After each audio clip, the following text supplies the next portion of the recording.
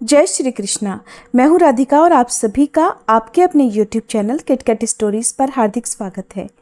हिंदू पंचांग में सभी महीनों का अपना अलग अलग ही महत्व है और इन्हीं में से एक है आषाढ़ का महीना।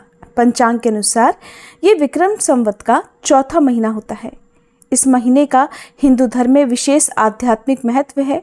ऐसा इसलिए क्योंकि इस महीने में भगवान शिव और भगवान विष्णु की पूजा का विधान है और इस महीने में ही बहुत सारे महत्वपूर्ण व्रत और त्योहार भी मनाए जाते हैं, जिनमें से भगवान जगन्नाथ की रथ यात्रा और देवशयनी एकादशी प्रमुख हैं। आषाढ़ के महीने में ही गुप्त नवरात्रि भी मनाई जाती हैं। अपनी हर मनोकामनाओं को पूर्ण करने के लिए माता रानी को मनाने के लिए गुप्त नवरात्रि के व्रतों में पूरी तरह से गुप्त रहकर व्रत रखे जाते हैं। यहाँ तक कि अंतिम दिन कन्या पूजन भी प्रकट रूप से नहीं किया जाता है। साल 2023 में आषाढ़ का महीना प्रारंभ होगा 5 जून सोमवार से और समाप्त होगा 3 जुलाई सोमवार को गुरु पूर्णिमा के दिन। इसके बाद से सावन का महीना प्रारंभ हो जाएगा। आषाढ़ के महीने में किन देवी देवताओं की पूजा करनी चाहिए, किस प्रकार से नियमों का पालन करना चाहिए, किन किन चीज़ों का त्याग करना चाहिए, इस बारे में बताने से पहले मैं आप सभी को जानकारी देना चाहती हूँ कि हमारे इस चैनल पर हर दिन सुबह के समय आषाढ़ मास महात्म्य की कथाएं भी सुनाई जा रही हैं। अगर आपको कथाएं सुनना पसंद है तो हमारे चैनल पर आप इन कथाओं को जरूर सुनिएगा। हमारे चैनल पर हर दिन वीडियोस अपलोड होती हैं, लेकिन बहुत सारे व्यूअर्स कमेंट्स में लिखते हैं कि हमारी वीडियोस उनको नहीं मिल पाती हैं।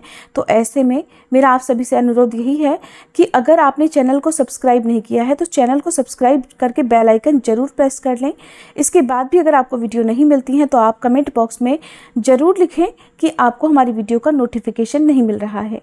अब बात करते हैं आषाढ़ के महीने की। तो आषाढ़ के महीने में आमतौर पर वर्षा ऋतु शुरू हो जाती है, इसलिए इसे वर्षा का महीना भी कहते हैं। और इस मौसम में संक्रमण का खतरा बहुत ज़्यादा बढ़ जाता है, इसलिए आषाढ़ के महीने में पौष्टिक और संतुलित भोजन ग्रहण करना जरूरी हो जाता है।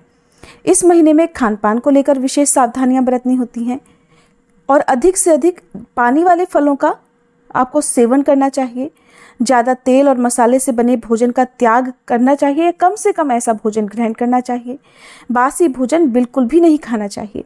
बाजार से लाई हुई फल या सब्जियों का इस्तेमाल करने से पहले उन्हें अच्छी तरह से पानी से धो लें, उसके बाद ही उन्हें प्रयोग में लाएं। ये तो हुई खान पान की बात। अब बात करते हैं आषाढ़ महीने का धार्मिक महत्व क्या है। आषाढ़ मास के शुक्ल पक्ष की एकादशी यानी कि देवशयनी एकादशी से ही चातुर्मास या चौमासा भी प्रारंभ हो जाता है, जिसमें सभी देवी देवता विश्राम करने चले जाते हैं और इस दौरान इन 4 महीने के दौरान कोई भी शुभ मांगलिक कार्य जैसे कि शादी विवाह मुंडन आदि काम नहीं किए जाते हैं। साथ ही आषाढ़ महीने में एक भक्त व्रत भी किया जाता है, जिसमें पूरे महीने ये व्रत चलता है। इस व्रत के अनुसार, नियमों के अनुसार, जो लोग आषाढ़ मास के नियमों का पालन करते हैं, जिस तरह से कार्तिक मास में या सावन के महीने में भक्तजन पूरे महीने उपवास रखते हैं, तो उसी तरह से आषाढ़ के महीने में सूर्यास्त से पहले पहले भोजन कर लिया जाता है और जितनी भूख हो उससे कम ही खाया जाता है। इस उपवास में भोजन करने की भी सीमा बताई गई है, जैसे कि जो मुनिजन है या पूर्ण संन्यास में है, जिन्होंने घर त्याग दिया है, जो सन्यासी बन गए हैं, वो सिर्फ 8 ग्रास ही खाना खा सकते हैं।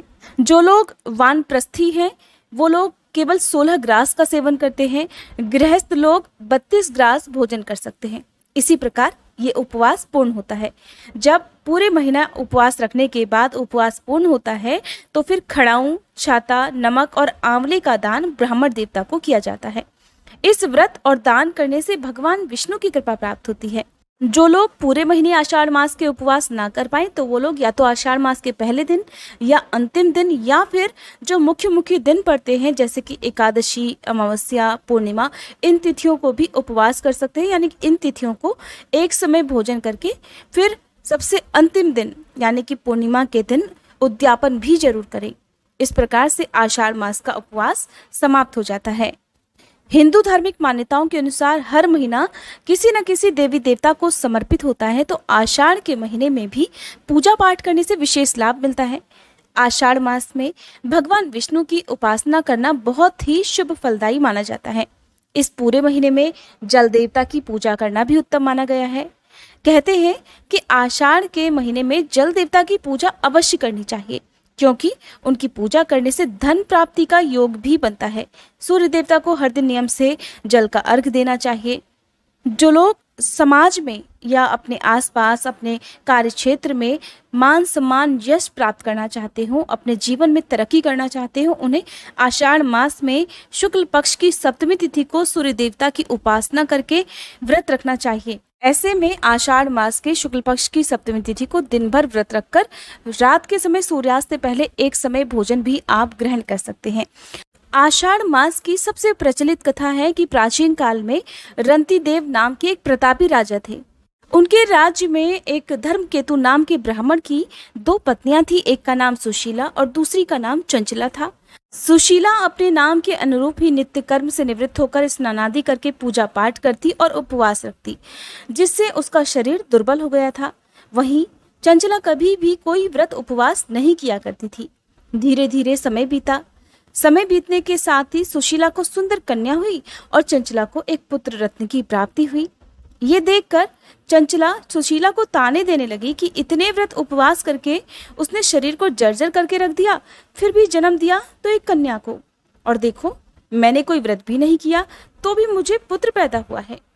चंचला के व्यंग से सुशीला बहुत दुखी रहने लगी, लेकिन वह नियमित रूप से गणेश भगवान की पूजा करती रही। संकटनाशक गणेश जी अपने पूजा पाठ से भक्तिभाव से अत्यंत प्रसन्न हुए और फिर एक रात में गणेश जी ने उसे दर्शन दिए और कहने लगे, मैं तुम्हारी साधना से संतुष्ट हूँ और तुम्हें वरदान देता हूँ कि तुम्हारी कन्या के मुख से निरंतर मोती और मूंगा झड़ते रहेंगे। तुम सदा प्रसन्न रहोगी। तुम्हें वेद शास्त्र का ज्ञाता पुत्र भी प्राप्त होगा। वरदान के बाद से ही गणेश भगवान के कहे अनुसार कन्या के मुख से मोती और मूंगा निकलने लगे। कुछ दिनों के बाद उसका एक पुत्र भी पैदा हुआ। बाद में उनके पति धर्मकेतु का स्वर्गवास हो गया। उनकी मृत्यु के बाद चंचला घर का सारा धन लेकर दूसरे घर में रहने लगी, लेकिन सुशीला अपने पति के घर में रहकर ही पुत्र और पुत्री का पालन पोषण करने लगी। जिसके बाद सुशीला के पास बहुत ही कम समय में ढेर सारा धन इकट्ठा हो गया। ये सब देखकर चंचला को उससे ईर्ष्या होने लगी। एक दिन चंचला ने ईर्ष्या करते हुए सुशीला की बेटी को कुएं में ढकेल दिया, लेकिन गणेश जी ने उसकी रक्षा की और वह सकुशल अपनी माँ के पास आ गई। उस कन्या को देखकर चंचला को अपने किए पर बहुत दुख और पश्चाताप हुआ, जिससे उसने सुशीला से माफी मांगी। इसके बाद चंचला ने भी कष्ट निवारक संकटनाशक गणेश जी के व्रत को किया, जिसके प्रभाव से चंचला की बुद्धि सुधरती चली गई और उसके घर में भी धन धान्य के भंडार भरने लगे। इसी तरह से आषाढ़ मास के कृष्ण पक्ष में पड़ने वाली कृष्ण पिंगल चतुर्थी के दिन जो भी भक्त सच्चे मन से उपवास रखकर या पूजा करके रात को चंद्र दर्शन कर इस व्रत कथा को पढ़ता है या दूसरों को सुनाता है, उसके जीवन में गणेश भगवान की कृपा से सभी धन धान सुख समृद्धि के भंडार भर जाते हैं। इस दिन जो व्यक्ति व्रत रखता है उसकी संतान संबंधी समस्याएं भी दूर होती हैं, अपयश और बदनामी के योग भी कट जाते हैं और हर तरह की बाधा भी दूर हो जाती है। आषाढ़ मास में ही गुप्त नवरात्रि भी आती है और ये साल की दूसरी नवरात्रि होती है। पहली नवरात्रि चैत्र महीने में होती है जो कि प्रकट नवरात्रि कही जाती है। इसी तरह से आश्विन मास में तीसरी नवरात्रि और माघ मास में फिर से चौथी नवरात्रि होती है। लेकिन साधारण गृहस्थ लोग 2 नवरात्रि के बारे में ही जानते हैं जिन्हें प्रकट नवरात्रि कहते हैं, और इन चारों नवरात्रि का उल्लेख देवी भागवत में और अन्य पुराणों में भी किया गया है। जिसकी कोई विशेष मनोकामना हो, कभी भी पूजा पाठ या बहुत सारे व्रत रखने के बाद भी मनोकामना पूर्ण ना होती हो, तो उन्हें आषाढ़ मास में जो गुप्त नवरात्रि आने वाली है उसमें सच्चे मन से हो सके तो उपवास रखें, नहीं तो आप सुबह शाम नियमित रूप से पूरे 10 दिन तक गुप्त नवरात्रि की पूजा जरूर करनी चाहिए। गुप्त नवरात्रि 10 दिन की होती है, वहीं जो प्रकट नवरात्रि है वो 9 दिन की मानी जाती है। गुप्त नवरात्रि में एकदम गुप्त रहकर पूजा करनी होती है, यानी कि आपकी की गई पूजा पाठ को या व्रत को कोई दूसरा ना जान सके, तभी ये गुप्त नवरात्रि कहलाती है। इसमें अंतिम दिन प्रकट रूप से जो है कन्या पूजन नहीं किया जाता है, अपने घर पर बुलाकर कन्या पूजन नहीं करना चाहिए। कलश जो स्थापित आप करते हैं वो भी अनिवार्य नहीं है, क्योंकि कई बार आपके घर में बाहर से आने जाने वाले लोग आते हैं। अगर आपके घर में स्थापित कलश को वो देख लेते हैं तो उससे भी पता चल जाता है कि आपने गुप्त नवरात्रि के व्रत रखे हैं। इसलिए गुप्त नवरात्रि को आप जितना दूसरों से छुपाकर गुप्त रूप से रहकर करेंगे तो उतना ही इसका फल जल्दी और शीघ्र प्राप्त होगा। अब जानिए कि आषाढ़ मास में क्या करना चाहिए और क्या नहीं करना चाहिए। आषाढ़ मास के पहले दिन किसी भी एक ब्राह्मण को आप खड़ाऊं, जूते, चप्पल, छतरी, नमक और आंवले का दान करें और इसी से आषाढ़ मास का प्रारंभ करें। इस पूरे महीने में तंत्र और शक्ति की पूजा करने के लिए गुप्त नवरात्रि भी मनाया जाता है। इसलिए गुप्त नवरात्रि के दिनों में बाहर किसी के घर से भी आया हुआ कोई भी मीठा भोजन आपको नहीं ग्रहण करना चाहिए और गुप्त नवरात्रि के दिनों में सुनसान अंधेरी रास्तों पर जाने से भी बचना चाहिए, क्योंकि इस दौरान लोग तांत्रिक क्रियाएं करते हैं जिसका दुष्प्रभाव आपके ऊपर हो सकता है। साथ ही आषाढ़ के महीने में भगवान श्री हरि शयन के लिए चले जाते हैं, इसलिए पूरे महीने में आपको विधि विधान से भगवान श्री हरि को शयन कराने के साथ ही पूजा अर्चना करनी चाहिए। देवशयनी एकादशी के दिन भगवान विष्णु योग निद्रा में चले जरूर जाते हैं, लेकिन उस दौरान भगवान विष्णु अपने उन भक्तों पर विशेष कृपा करते हैं जो उनकी सच्चे मन से सेवा करते हैं या पूजा करते हैं। साथ ही आषाढ़ के महीने में बीमारियां फैलने का खतरा बढ़ जाता है। इस समय बरसात होती है और बरसात के मौसम में अधिकतर बीमारियां गंदा पानी पीने से या बाहर का खुला हुआ भोजन खाने से या फिर तला हुआ ज़्यादा मसालेदार भोजन खाने से बीमारियां फैलती हैं। तो इसलिए पूरे आषाढ़ के महीने में आप साफ पानी पिए, जितना हो सके उतना लिक्विड चीज़ों का या फलों का सेवन करें और बाहर की चीज़ें खाने से बचें।